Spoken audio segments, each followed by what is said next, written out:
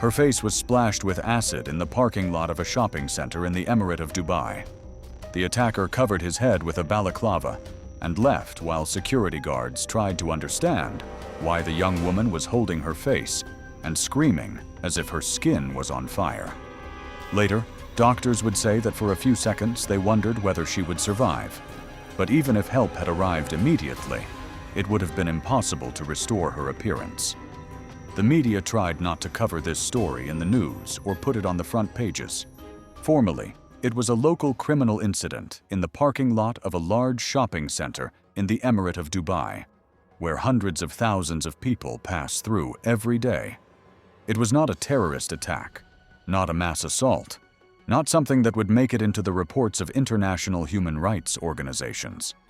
It was a routine criminal case in which the attacker and the victim knew each other, and which, according to investigators, had no political motive. But if we examine this story step by step, it becomes clear how personal obsession combined with bureaucratic inertia led to a predictable outcome that could have been avoided. Sophia was born in London to a family of Pakistani immigrants.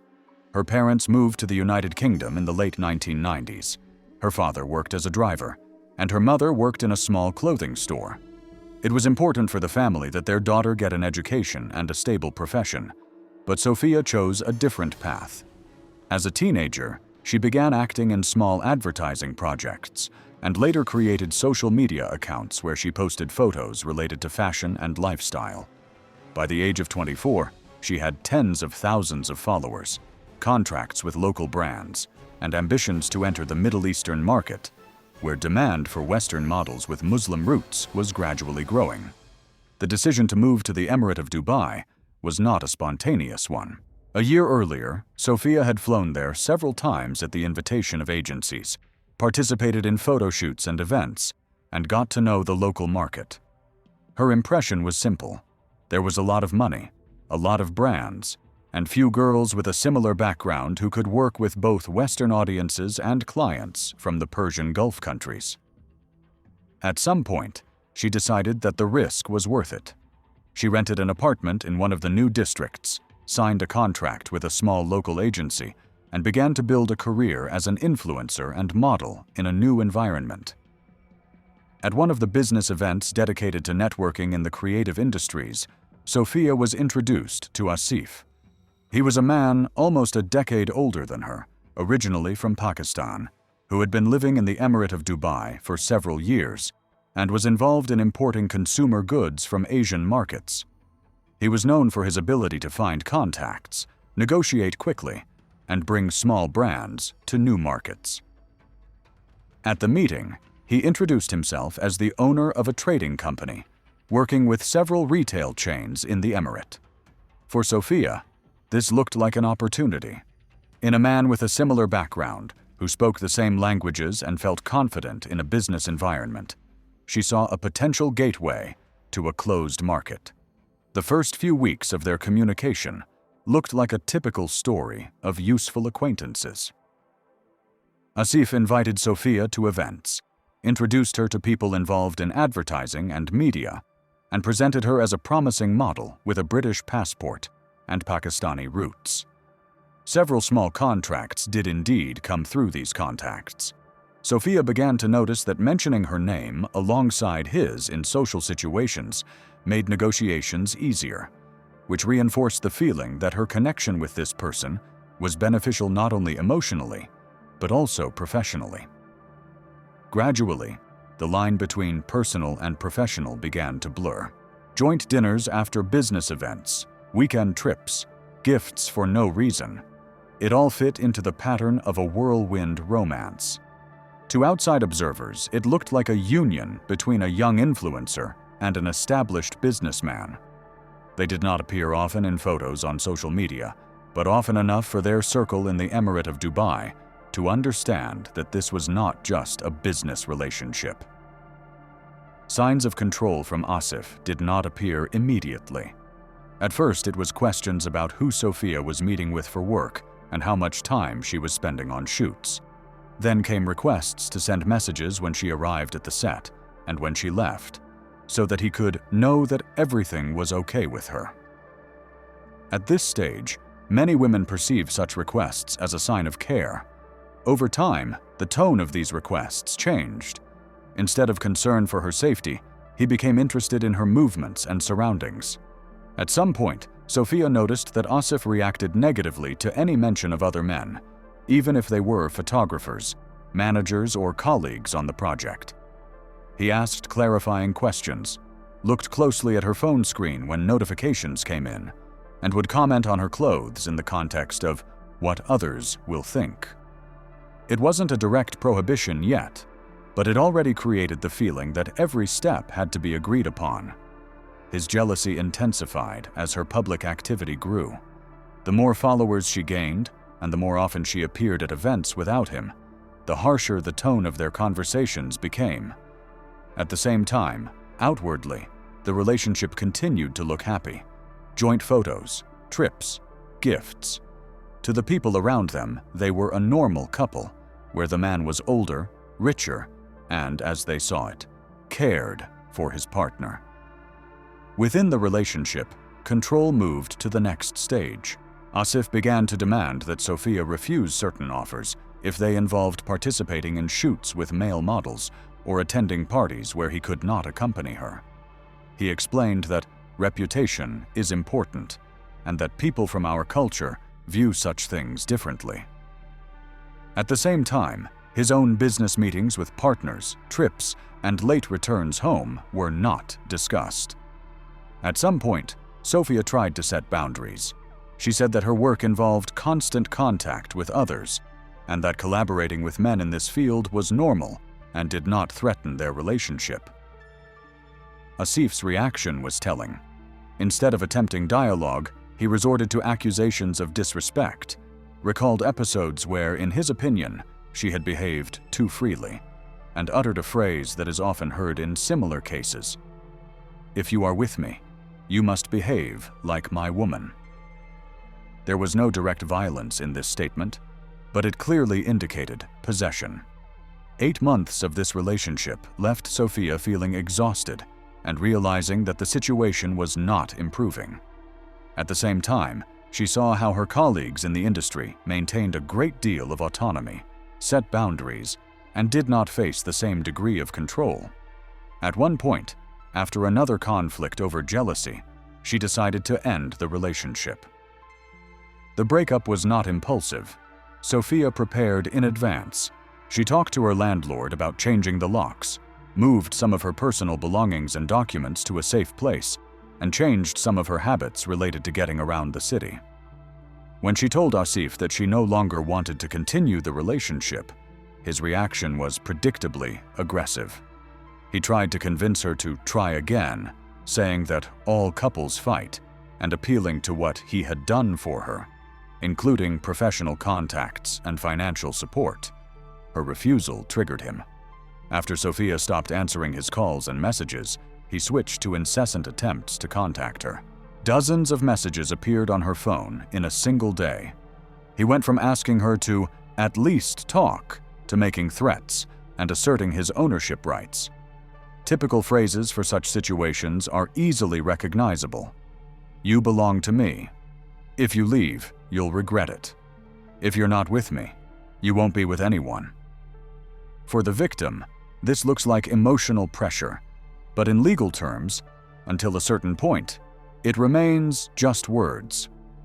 Sophia documented some of these messages, took screenshots, and contacted the local police department in the Emirate of Dubai. She explained that her former partner was stalking her, threatening her, and sending her dozens of messages a day. In response, she received a standard response that sounds the same in different countries. Until the threats turn into physical actions, the police's powers are limited. She was advised to ignore his messages, block his numbers, avoid personal meetings, and report if the situation worsened. After this appeal, the situation was formally recorded, but no real protective measures were taken. In the Emirate of Dubai, as in many other jurisdictions, harassment and threats in private correspondence often do not lead to the immediate issuance of a protective order. The peculiarities of migration status, cultural context, and the workload of the law enforcement system mean that reports without visible physical violence are put aside until a real incident occurs. Sophia did what she could with the means available to her.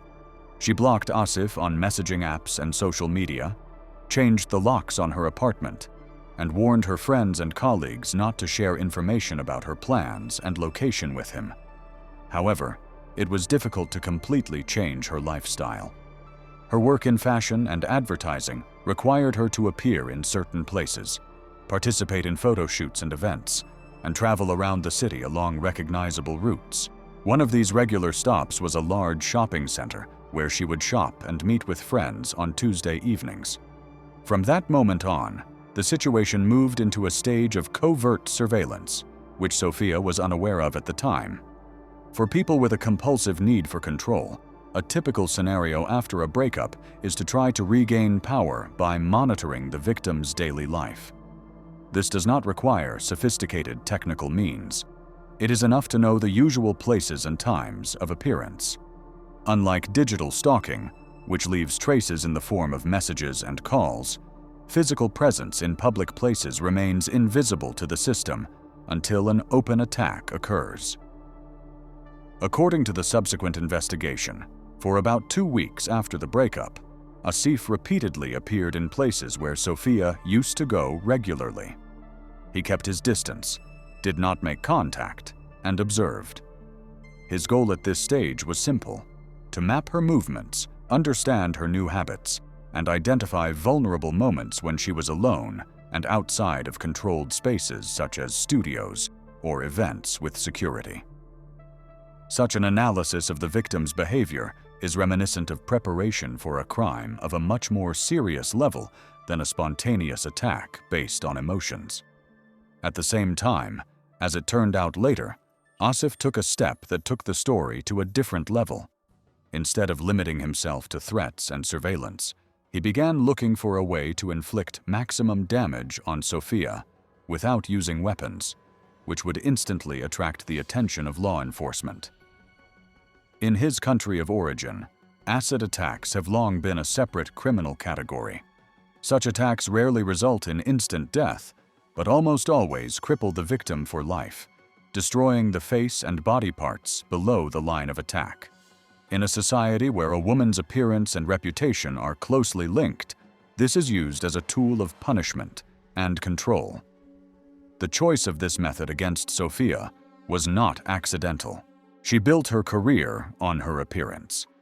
Her job, income, and social capital depended directly on how her face looked. For a person who perceived her as property and an object of control, the destruction of her appearance became a form of extreme punishment for attempting to leave the relationship. There is nothing mystical or irrational about this logic. It is the consistent application of a practice known in his cultural context to a specific victim in another country. Obtaining concentrated acid in a closed and controlled environment, such as the Emirate of Dubai, is openly difficult. But the existence of shadow channels for the supply of chemicals used in industry and for illegal purposes has long been no secret to law enforcement agencies in various countries. In such cases, unofficial contacts, semi-legal internet platforms, and intermediaries willing to deliver dangerous substances under the guise of other cargo for money are involved. According to the investigation, this was the route chosen in this case. Through an opaque payment and a chain of suppliers, a container of highly concentrated sulfuric acid entered the country, intended not for a laboratory, but for an attack on a specific person. By the time this substance was at his disposal, Sophia's movement pattern was already predictable to him. Her regular evening trip to the shopping center, the route from the entrance to the parking lot, the time she returns to her car. All these parameters can be established simply by observing her for several evenings in a row. Security in such places is focused on preventing theft, conflicts in the sales area, and mass incidents, but not on tracking a single person standing by a column in the parking lot. It was this combination of familiarity and anonymity that created the vulnerability exploited by the person who decided to translate the threats from correspondence into physical reality. He waited for the moment when she would be most vulnerable, but still in a space where he had free access. That spot was the shopping center parking lot, where Sophia regularly went alone in the evening when she finished shopping and returned to her car. Inside the building, she was surrounded by people, staff, and cameras on every corner. In the parking lot, traffic was less dense, people hurried to their cars, and security guards kept an eye on the traffic situation and available parking spaces rather than every person standing by a column. The evening that would become a turning point for her was nothing special in her calendar. It was one of those usual days when, after work, she stopped by the mall to buy cosmetics and clothes and have dinner at one of the restaurants. Such trips were part of her lifestyle and content. Photos of shopping bags, short videos of her trying on clothes, posts with neutral comments. To any outside audience, it looked like the normal life of a young woman in a wealthy city. To someone who had planned the attack in advance, it was a known and convenient route. The time she would leave for her car could be predicted by observing her for several days in a row. She did not stay until nightfall, preferring to leave before the shopping center began to empty. On the day of the attack, she also left the building at around 9 p.m., when the flow of people was gradually decreasing, but the parking lot was not yet completely empty. This moment combined sufficient anonymity for the attacker with a sufficient number of random witnesses for him to expect to quickly disappear into the crowd after committing the act. Sophia left accompanied by her usual accessories, a bag, several packages, and her phone in her hand. She went down to the right level of the parking lot and headed for her car, unaware that a few minutes earlier, the man who had previously sent her dozens of messages a day had already taken up position behind one of the concrete columns nearby. He wore a balaclava and clothing without any distinctive features that could make him stand out on camera recordings. In his hands, he held a container that looked very similar to a bottle of household liquid. The moment Sophia opened the car door and leaned over to put the bags on the seat, he closed the distance between them. His plan was simple: get as close as possible from behind at the moment when she was busy and not looking around. The attack took only a few seconds. For Sophia, it looked like a sudden appearance of a figure in her peripheral vision and a sharp sensation of severe burning on her skin. A liter of highly concentrated acid poured on the face and upper body acts almost instantly. The skin is not just burned, but destroyed on a chemical level. A person does not have time to understand anything before the pain becomes the dominant sensation. The screams heard by people in the parking lot and nearby security guards were a reaction not only to the pain, but also to the fear of something inexplicable happening. To witnesses, it looked like a situation where a person suddenly bursts into flames or suffers an injury of unknown origin. Many did not notice the source of the attack. After carrying out his action, the attacker threw away the empty container and quickly headed for the exit, blending in with the crowd. Clothing covering most of his body and face allowed him to blend in with the other visitors rushing to the elevators and stairs. The security guards, hearing the scream, reacted according to standard protocol. Several employees headed toward the source of the noise, simultaneously calling medical services and internal security. What they saw was unlike the usual fights, fainting spells, or falls. A young woman was holding her face with her hands. The skin on the exposed areas was already damaged. Her clothes were starting to disintegrate in places, and traces of liquid appeared on the ground. They understood that every second was important, but they did not have enough experience dealing with chemical burns of this level. Further actions were based on basic instructions: remove the damaging liquid, call an ambulance, and restrict access to outsiders to allow medics to work. In practice, this meant that they tried to sit Sophia down, move her away from the car, and remove the remains of her soaked clothing. At the same time, some of the people nearby took out their phones and began filming what was happening. Later, some of these recordings would appear in the case as circumstantial evidence, but at the time of the incident, This interfered with the work of security personnel who were trying to move onlookers away. The ambulance arrived quickly. Large shopping centers in the city have established routes for emergency services, and doctors were able to reach the victim within the minutes that are considered critical for severe burns. Sophia began to receive first aid right on the spot, cooling of the affected areas, attempts to prevent further penetration of the substance into the tissue, and pain relief. After that, she was taken to a specialized medical facility with a department that treats severe burns. At the hospital, doctors assessed the extent of the damage.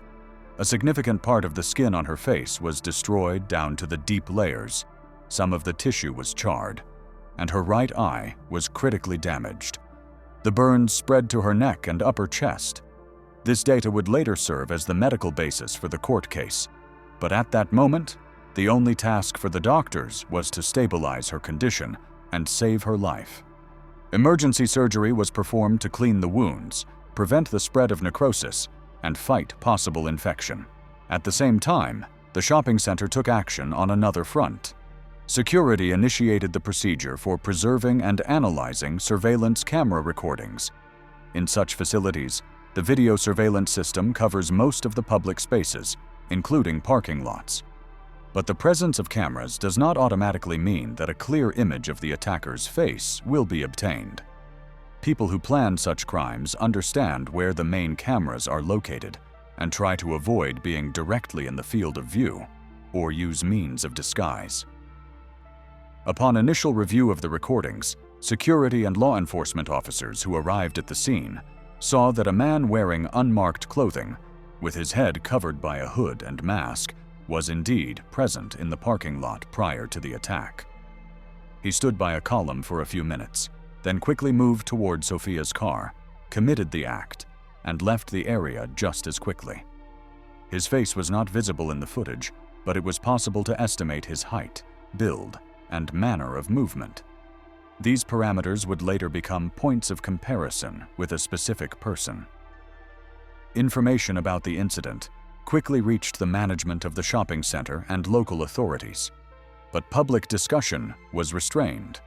On the one hand, it was a serious incident on the territory of a popular facility, which could negatively affect its reputation. On the other hand, it was a private matter between two people, where the attacker and the victim had a personal relationship. This type of violence is often perceived as a domestic conflict that got out of hand, rather than a systemic security problem. This affects how actively officials and local media report on it. In the first days after the attack, the priority for law enforcement agencies was to establish whether the attacker had a direct connection with the victim. In such cases, the likelihood that the attacker is a stranger is relatively low. Much more often, attacks of this type are committed by a person who has previously been in a relationship with the victim or has had a sustained interest in them. Knowing that Sophia had gone to the police with complaints of harassment, investigators already had a starting point for their investigation. The documentation of her previous complaint contained the name and contact details of the person she had complained about. This meant that there had already been a recorded conflict between her and this person, and therefore he needed to be investigated first. At this point, the story, which had previously been perceived as an emotional drama between former partners, took on the contours of a premeditated violent crime involving the use of a chemical substance on the premises of one of the most heavily guarded commercial facilities in the region. The first steps of the investigation were formal but important. Investigators looked into her recent complaint, checked the info in the statement against the info on the guy she said was threatening her. The name matched, the contacts were valid, and the address was in the same city. This meant that they had a specific person to whom they could apply a standard set of checks: questioning, analysis of movements, financial activity, and possible links to illegal channels for the supply of dangerous substances. At the same time, the police continued to work with the CCTV footage. They reviewed the video from the parking lot and surrounding areas frame by frame. recording the movements of all the people who were within a few dozen meters of Sophia's car before and after the attack. The attacker stood out because of his trajectory. He did not leave the shopping center with the flow of people, but appeared in the frame ahead of time, took up a position by the column, and remained there, practically motionless, until the moment when Sophia approached the car. After the attack, he quickly headed for the exit without returning to the building. In the absence of a visible face, secondary characteristics became important. Height, approximate build, gait, manner of holding hands. All this was recorded and compared with existing photographs and video recordings of the person Sophia had complained about. In such cases, video technology and motion analysis experts do not give 100% conclusions, but can formulate an assessment of the probability of a match. Based on these assessments, investigators received confirmation that the figure in the parking lot was noticeably closer in parameters to the man whose data was already at their disposal. The next layer of data is financial. When investigating crimes involving the use of specific substances, investigators always check whether any suspicious payments were made during the preparation period. The bank accounts of the person who was the focus of interest were analyzed for several months prior to the attack.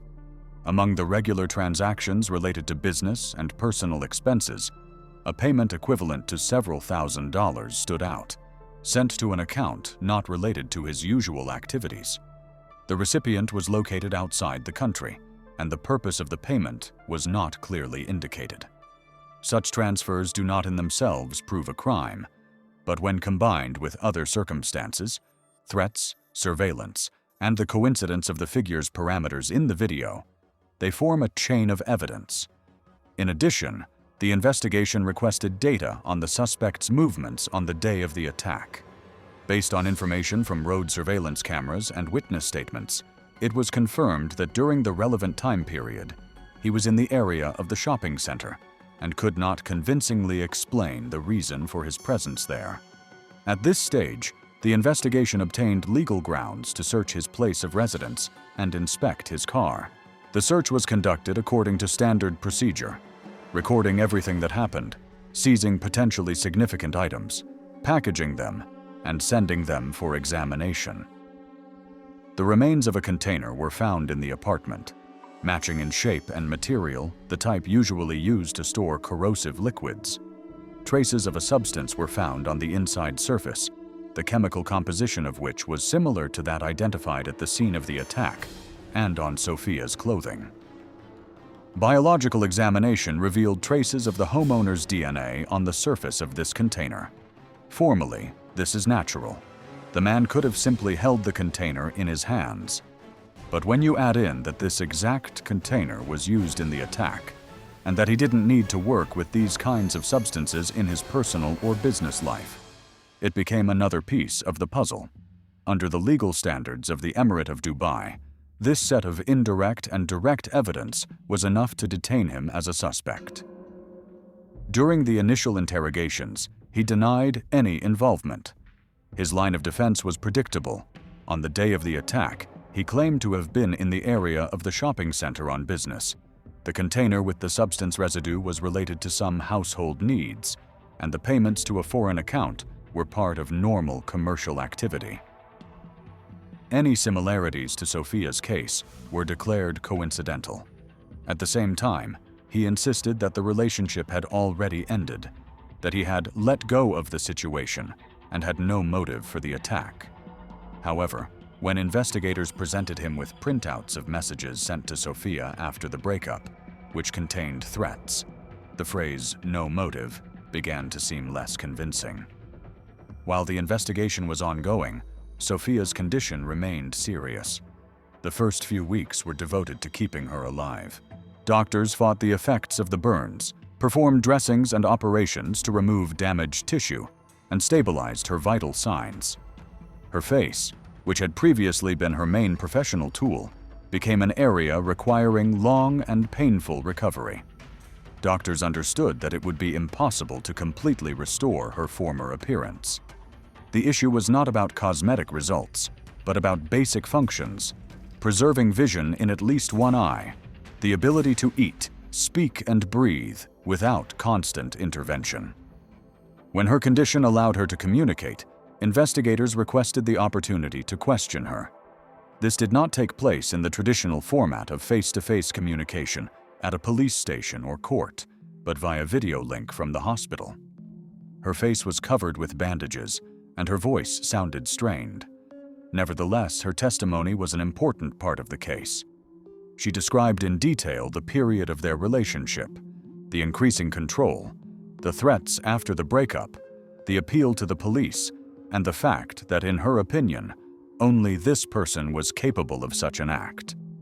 At the same time, she did not dramatize or try to add emotional overtones to her words, focusing on the facts, the texts of the messages, specific phrases, time, and context. This testimony became another element in the chain of evidence. In criminal proceedings of this type, it is important not only to have material evidence, but also to establish the suspect's behavior prior to the crime.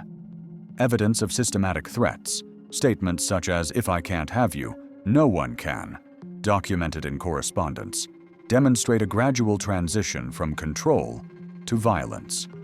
This fits into the well-known criminological model of escalation in relationships, where emotional pressure leads to physical actions after the victim refuses to submit.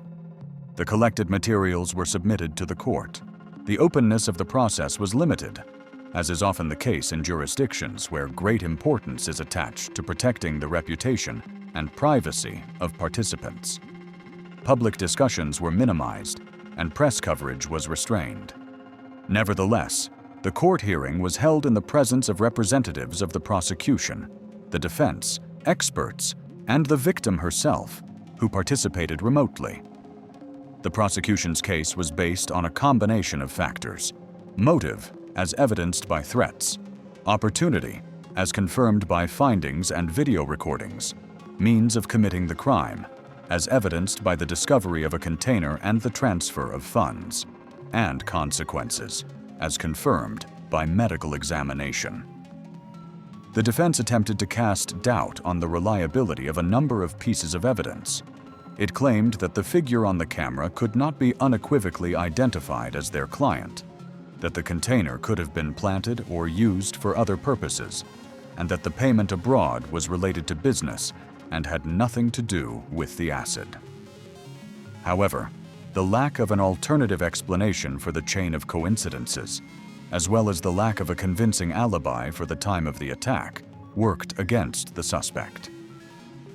Video surveillance experts and chemists who analyzed the substance provided conclusions which, although not stating with 100% certainty, formed a high degree of confidence that it was he who was holding the container of acid used against Sophia. The court assessed not individual elements, but the whole picture: the presence of prior threats, the lack of attempts to help the victim after the attack, and attempts to deny the obvious, captured on camera and in documents, formed the court's impression of his intentions. As a result, he was found guilty of intentional assault with a dangerous substance, resulting in serious harm to health. The sentence was significant, given the severity of the consequences and the premeditated nature of the actions. In addition, the sentence included a clause on subsequent deportation after serving the sentence. For Sophia, the end of the trial was not the end of the story, but merely a legal assessment of what had happened to her. Real life after the attack consisted of years of treatment, rehabilitation, and rebuilding all aspects of her existence. She underwent a series of reconstructive surgeries aimed at partially restoring her functions and minimizing physical suffering. The external result could not be compared to how she looked before the attack. Her right eye was permanently lost, her facial features were irreversibly altered, and her scars remained visible even after multiple interventions. The professional trajectory she had been building up to that point was cut short. Her work as a model and influencer, based on her visual appeal, became inaccessible in its previous format. At the same time, her presence in the public sphere did not disappear. On the contrary, it was there that she found a new role. Deciding not to hide the consequences of the attack, she began to appear in the media and on social networks in a different capacity. Not as a person presenting a flawless image, but as a person whose face shows the consequences of violence. Publishing before and after photos became a way for her to show the extent of the damage and, at the same time, to show that she wasn't going to disappear from the public eye. The audience's reaction was massive. Thousands of messages of support, responses from other women who had experienced violence, offers from organizations working to protect the rights of victims. This did not change the fact that her life had been radically altered, but it did create a new direction in which she could act, participating in campaigns against acid attacks, speaking at events, working with foundations. It is important to note that her story remained relatively inconspicuous in official statistics and reports. She did not become a symbol at the level of global human rights campaigns.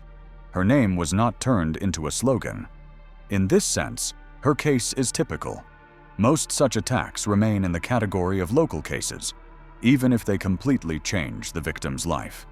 What distinguishes this story is a combination of several factors: the predictability of the escalation, the documented inaction of the system at an early stage, the careful preparation of the attack, and the fact that the victim, instead of retreating into the shadows, chose publicity as a way to regain her voice.